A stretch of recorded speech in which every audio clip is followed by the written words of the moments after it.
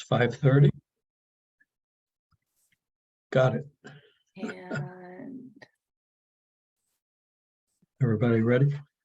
I'll call the if you could meeting just to give it just 1 minute, John, if you don't mind, while it Okay. starts the streaming.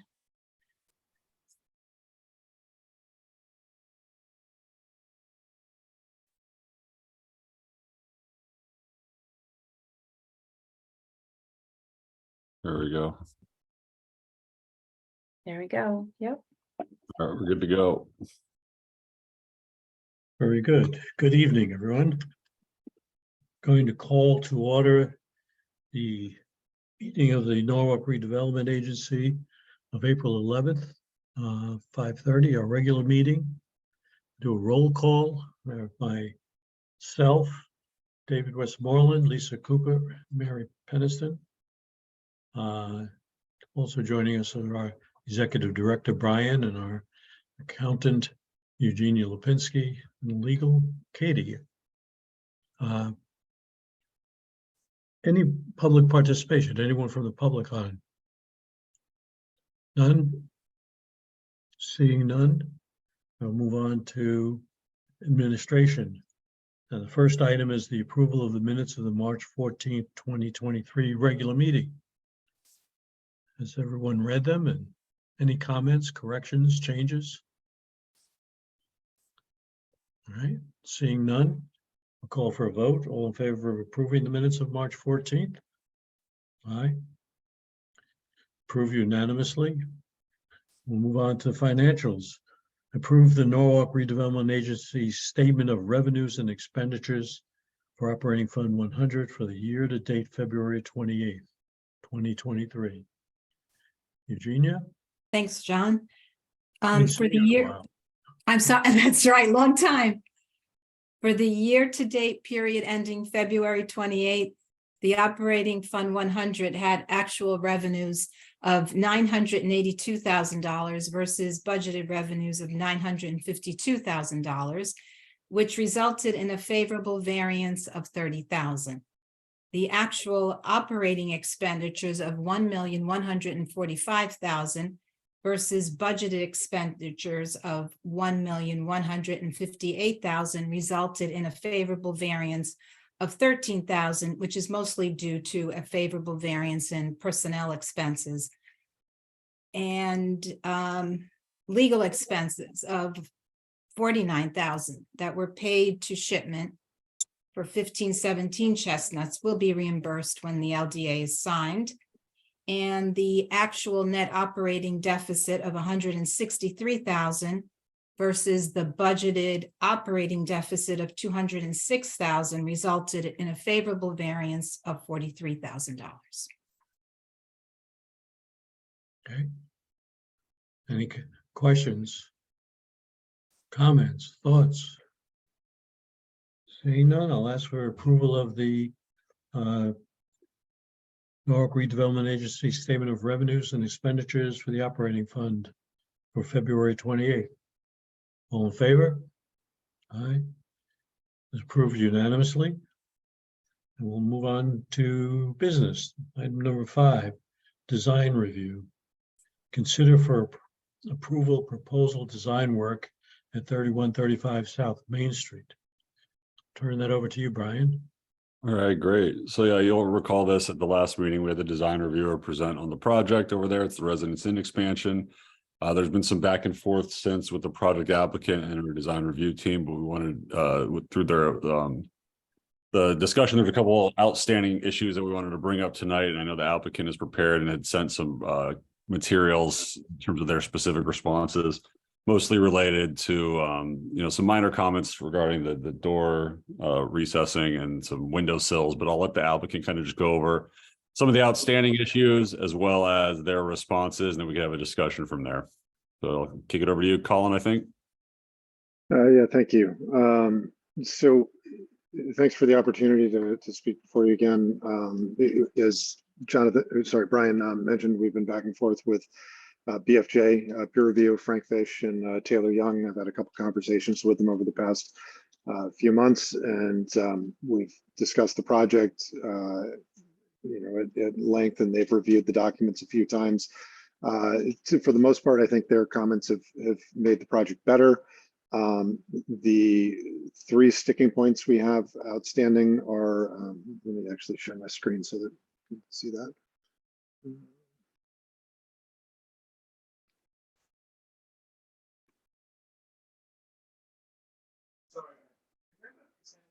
So there's a pocket, I'll call it a pocket park for lack of a better word, but essentially an alleyway between the 2 buildings that was created to accommodate the necessary utility transformer.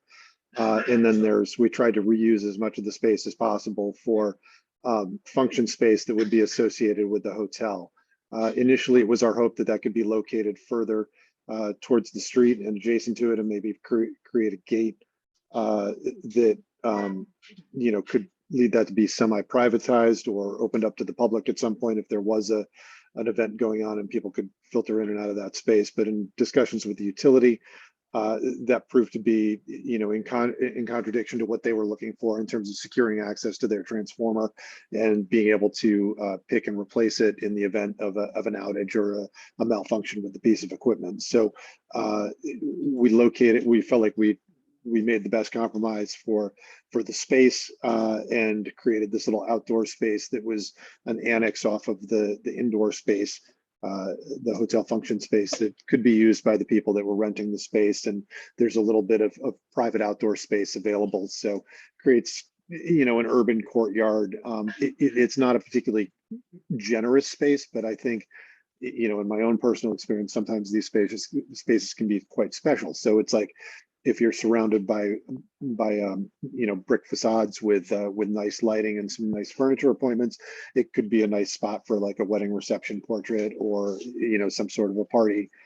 So really setting the scene there, and we felt like it would be a good facility for the hotel to have. And the utility requested that the transformer be moved closer to the street and secured with the gates to keep the public from being able to access and keep other building occupants and owners, presumably, and just people walking down the street from being able to put trash in that area or store items there. Just makes it difficult.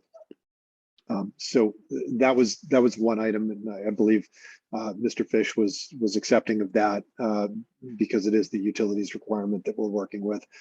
The other one that we didn't take particular exception to was he had suggested that we raise the sills of the windows, and I responded in our last round of comments, specifically the shop front windows, to be more in line with a traditional shop front that's elevated a little bit. And we don't have any objections to that, so we will gladly raise that. It's a little bit better of a waterproofing detail for us, so that's not under dispute. The last piece that we really took objection to was the further recessing of the windows in the glazing plane of the hotel. We feel that number one, it's already articulated fairly extensively compared to a lot of modern buildings that do get developed. So the glazing plane is already stepped back fairly far. It's a deep recess from the overhead, about 18 inches. The pilasters project pretty proudly. The distance to the glazing plane, once we construct the lower wall, is probably going to be a little bit more than 18, probably more in the neighborhood of 20 or so. Once the panning and things are installed on the window. And that's a fairly significant step. Then you also have the entablature projecting forward a little bit. It's detailed, so there's some profiling there and some moldings that really give that a little bit of meat. It's fairly tall in terms of the signage band, so it's got good presence. There's architectural lighting on the pilasters, and that's more or less in line with the brick pilasters up above, as you can see. So the face of the signage band is more or less even with the face of the pilasters, and then the pilasters up above are proud of the facade, the plane that the windows are in. So we feel like we've already got a lot of planes going on there, and this is a very constrained lot. Moving the glazing plane further inboard we don't feel is going to improve the architecture any, and it's only going to take functional space away from what we hope is going to be a vibrant internal space. Based on recent projects that we've done, like the one Chestnut, this is the interior of a double volume space that we did right here on Chestnut Street. And there's been a couple times in the past year since the building's been occupied that's been full of life. There was recently an artist market this past fall, I believe, that was in there where there were, probably 100 or so people and various vendors in there that, kind of a pop-up bazaar, if you will. So there was lots of activity in there going on, and it functioned really well. And it was a space that felt good, and it didn't feel overly constrained when people were in there. And narrowing up a space like this, even by a few inches, is going to really impact the amount of program that you can squeeze in there. So it's like when you're talking about your electric room and your ADA accessible bathrooms and your other back of house services, it's like a lot of those things these days, as we trend towards more energy efficient buildings, just take up more and more space because we're dealing with equipment that we didn't have before, like makeup air units and higher efficiency air handlers, and the electrical requirements continue to evolve, and everybody wants their equipment to be safe. So there are service clearances that need to be adhered to, and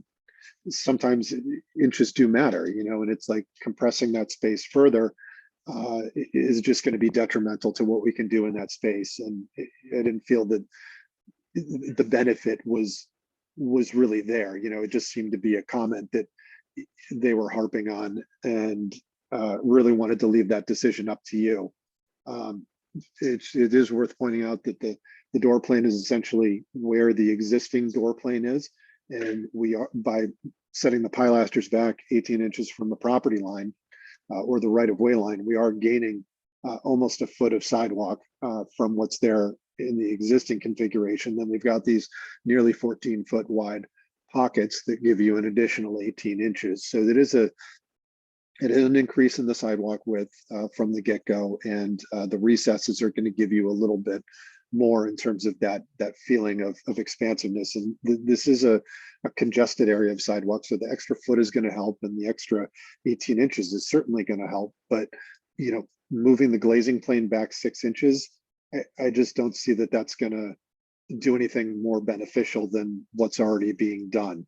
And I think at that point, you're almost trending to have the columns and the pilasters project too much, and they're going to look like they should be fully separated from the glazing plane. So those are a couple of our concerns with that comment, and I feel like we've, I feel like it already looks good, and I don't feel like the comment is going to aid to the architecture or really to the public realm that much. So that's the only sticking point that we have. Everything else, I think we've accommodated and came to an agreement on. And this was approved, I believe, unanimously by the zoning commission back in February. And I thought I had to address those comments at the public hearing then. And that's it. So I'm available for any comments that you have on the project. If I may, Sure. go back to your Chestnut Street photo. Sure. With the sills in on South Main, it will be looking something like that from the inside.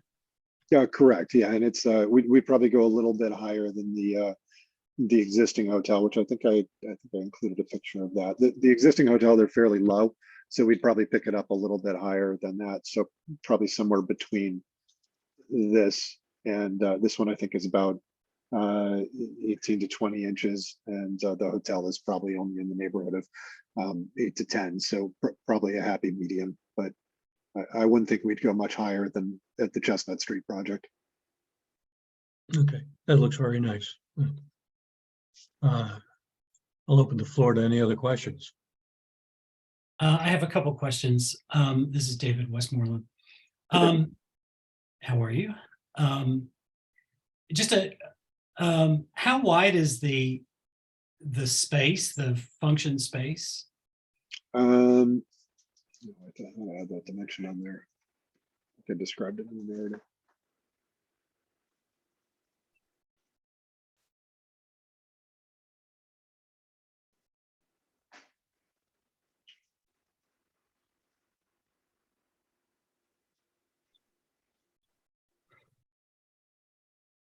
believe between the pilasters, it's in the neighborhood of 18 and a half feet.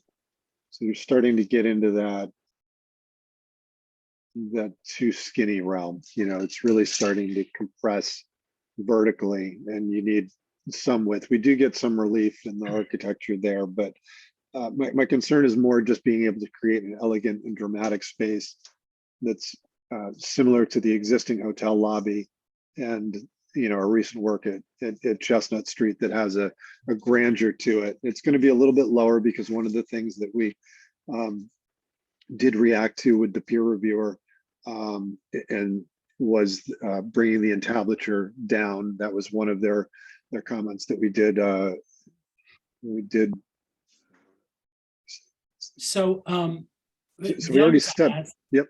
The reason I asked that is the design reviewers seem to want to use that space as storefronts, 2 storefronts, I think, as I recall. That's the way I read it anyway. And he was looking at recessing the doors so that it would mimic the, you know, have some reference to the existing building of Yeah, the door get entrances. That's what I understood his comment to be. I don't agree with him regarding the use mhm. as storefronts. I did try to use the Marriott's meeting rooms upstairs once for a CMEC board meeting, and it was too small. And I do think this will be a good use because we need a space like that for meetings that really doesn't exist in South Norwalk particularly easily, like in the form of a hotel.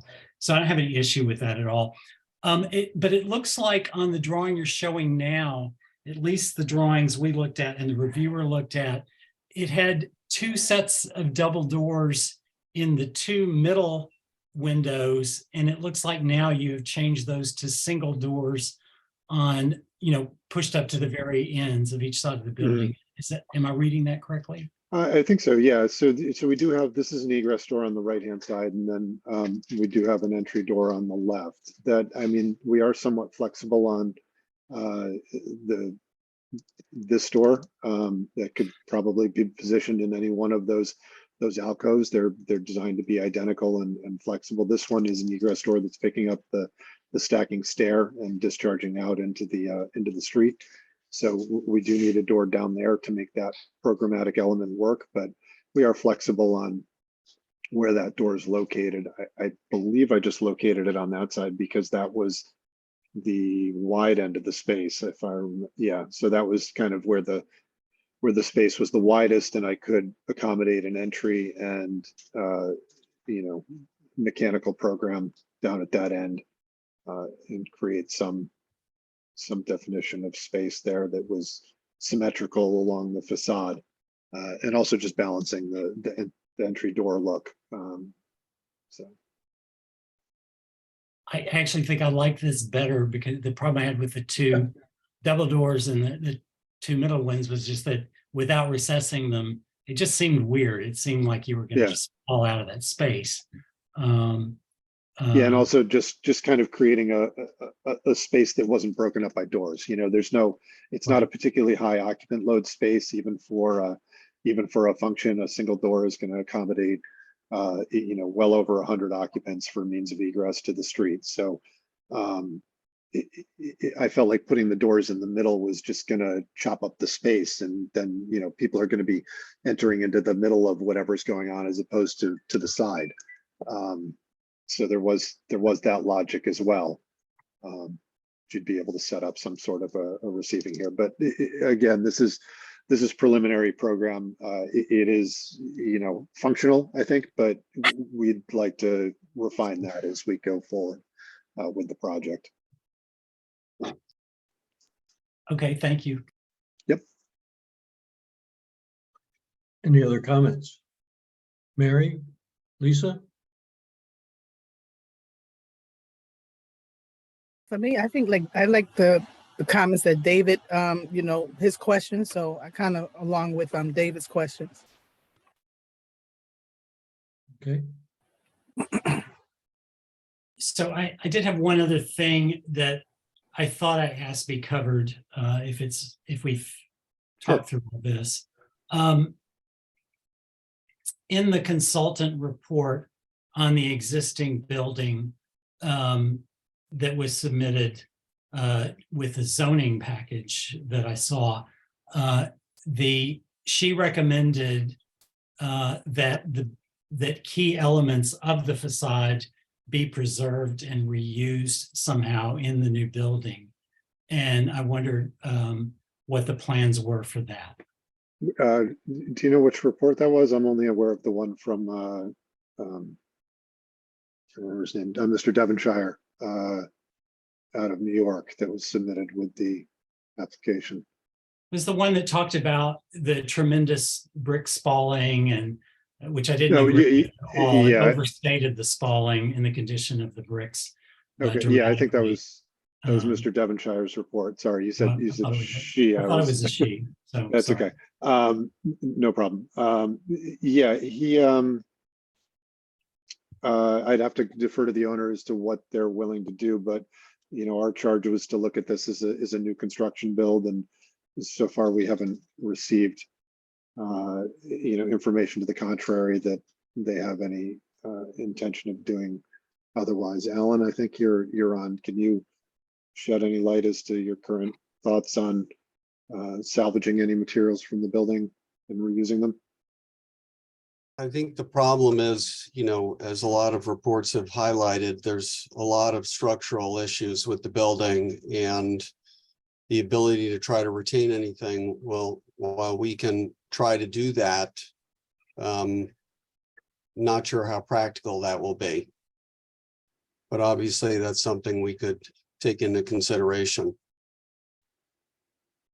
Well, I mean, because you're eliminating a building that's listed on the Register of Historic Places, typically, you know, some sort of mitigation efforts like reusing elements of the building is what people do. I mean, you know, the Walk Bridge came to town. They have a whole long list of things they're doing because they're destroying the bridge, which is listed on the National Register of Historic Places as an engineering feat.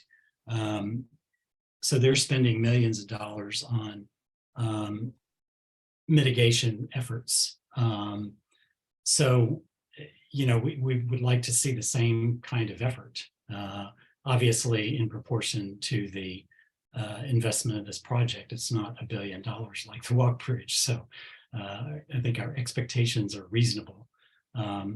But there are some elements on the front that perhaps could be reused or, you know, mounted somewhere in the new building to reflect its heritage, that it was there. We'd be happy to take a look at that. That would be great.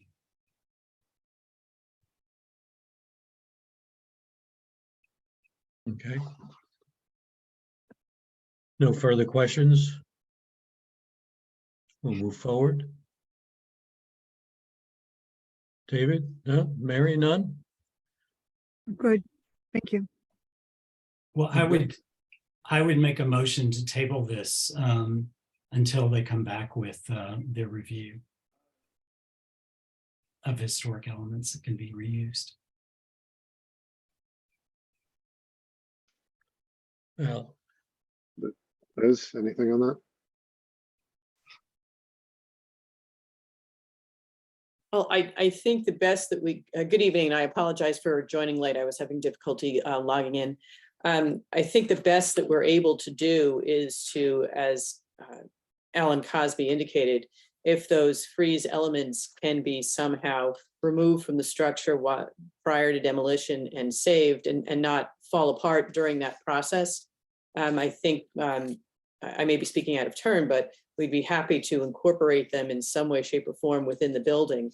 Some of those freeze elements are in really bad shape and they won't be able to be replicated. For example, the one that's to the top of the building, I think half of the limestone has cracked and has deteriorated. But if there is a way that we can take those elements off, save them, and then provide them on the inside in some way, shape, or form, I don't think that my client is adverse to that. It's just a question of when we get to that point, if we can, we can, and if we can't, well, while we're trying to maintain them and save them, it may become problematic at that point. I'd hate for this to continue until such time as we actually remove those or try to remove them from the facade. I think we will certainly use best efforts to do what we can to maintain and preserve them for future use within. I think that's a fair statement, Alan. Yes. So can you do an inventory of those and of what you're going to try and examples of how you'd possibly incorporate them within the building? Because I would want to make that a condition of the approval. I do understand the realities of demolition, and we can certainly accommodate that. I But think I don't want to just sorry. leave this as a statement in a meeting, because that gets lost. Understood, Mr. Westmoreland. I apologize for interrupting. I think they were rather sufficiently cataloged in Michael Devonshire's report. He did mention them and explain what they were and what the deficiencies were with current conditions. But if this commission deems it appropriate for us as a condition of approval to use our best efforts to remove those 3 freezes, I think it's the name, the year, and the number of the building, and somehow incorporate them perhaps within the first floor space as an ornamental remembrance of the structure. I don't think that my client would be adverse to that, and we would use our best efforts to do so. David, I'd be willing to move forward on with that best efforts condition. I think we can improve it and move forward with the understanding that they will use their best efforts to save that, and they will meet with us at some future date and review what they found. I don't see any need to hold this up any further.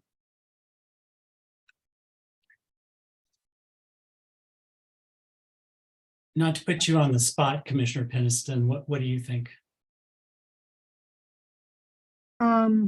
I understand making sure that it gets documented and there's some way that it comes reported back is really the only assurance that it gets done. So I do agree it's important to get the project moving, but I would like some kind of assurance that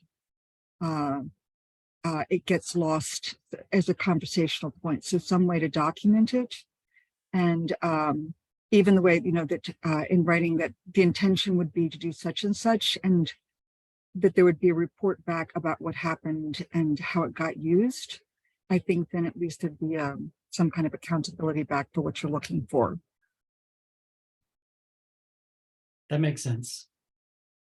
And just to be clear, we're talking about those 3 freeze elements: the name, the year, and the address. Yes. And I don't know if you all come up with any other creative ideas of any other materials. I'm thinking for that courtyard, if there's anything there that picks up on any of the materials. I don't know.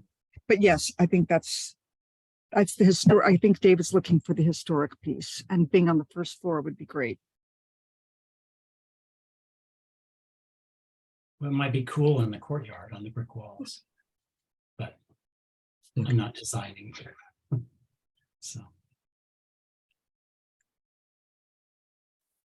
Okay. Shall I try to make a motion here to approve the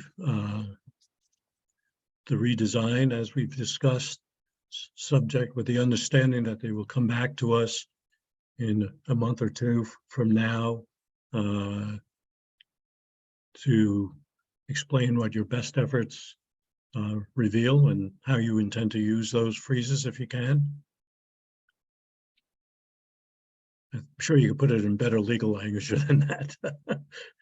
What would be the timeline is my only question for you to be able to identify what you can and can't use. Colin,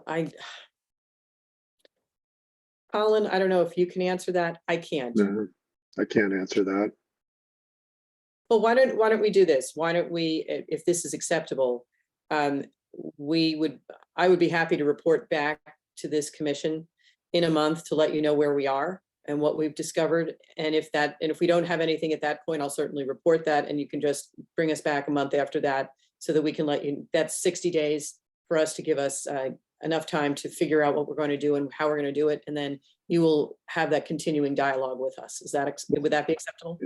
Liz, can I, not to, just to interject really quick, the question seems to be, I mean, we can figure out a way to reuse the stuff, right? That's a design question that's down the road to construction documents and an eventual building permit. But the real question I think is at hand is from the commission seems to be, can we save it? So we have there's a demo delay currently, right? Right. So it's like if there's an active demo permit, there's some clock on starting that work. So we would potentially be back before the end of the expiration of that delay. Agree. And I guess it's probably to Alan and his team to what that schedule looks like to investigate removal, right? Yeah, I mean, ultimately, we're not going to do anything until we know where things stand with that component. Right. Well, So, the demolition delay, I believe, expires the latter part of the first week of June. So that gives, I think that gives sufficient time on our end to further investigate the ability of our team to save those 3 freeze components, or